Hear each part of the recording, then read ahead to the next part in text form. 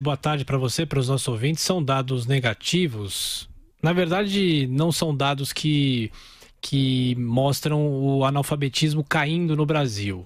Mas 11 milhões e meio de pessoas ainda não sabem ler. Essa constatação foi feita pelo IBGE, é a PNAD contínua. E o perfil é predominante, Denise. A maioria sem instrução tem 60 anos ou mais e mora na região Nordeste. O dado pode ser explicado pelo déficit histórico de acesso à educação e verificado principalmente no meio rural.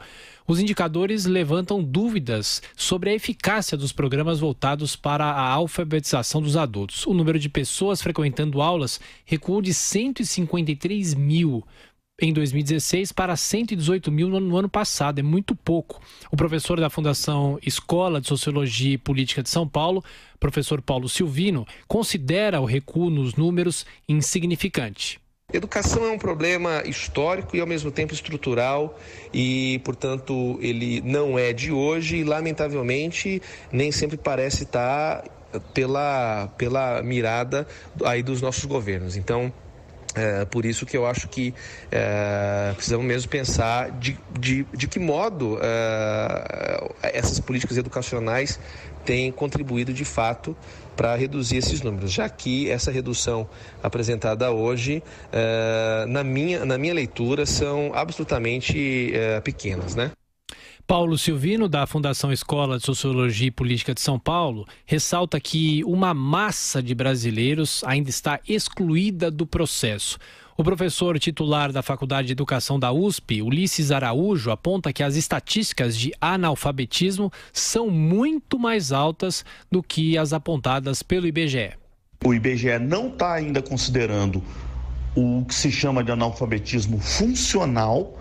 Quer dizer, não é simplesmente a pessoa saber ler e escrever, mas que ela tenha condições de interpretar textos, fazer contas básicas, que antigamente se considerava, portanto, que a pessoa tinha que ter até a quarta série para poder deixar de ser efetivamente uma pessoa analfabeta, e isso não é considerado mais. O que leva a gente a entender que os dados são muito mais graves para o Brasil, porque não está considerando nesse percentual de 7% de analfabetos, os chamados analfabetos funcionais. O educador Ulisses Araújo lamenta que a sala de aula no Brasil nunca tenha sido prioridade dos governantes. Todo mundo fala que investe em educação, existem limites, inclusive, ou pelo menos o mínimo para que as administrações municipais, as prefeituras investam em educação, Denise, mas esses dados mostram, e são dados que não englobam todo o Brasil, vamos dizer assim. São dados que pincelam um pouco a realidade. E é uma situação trágica. E a gente tem um outro problema que não é só analfabetismo, é analfabeto funcional. É isso que o professor estava falando. Porque você classifica aqui exatamente como analfabeto apenas aquele que não escreve nada. Agora tem uns que escrevem e não conseguem também decodificar o que estão lendo, né? Não conseguem entender o que estão lendo. A pessoa às vezes escreve o nome, mas não sabe ler, não sabe nada. Na hora de trabalhar, por exemplo, se tiver que ler instruções, não tem condição, né? A pessoa sabe escrever o nome, escreve uma ou outra palavra, não tem menor fluência para escrever.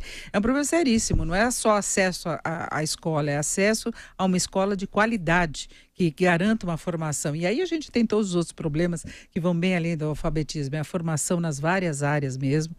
Nós estamos agora com a implementação de um novo programa do governo e esperar que produza algum resultado.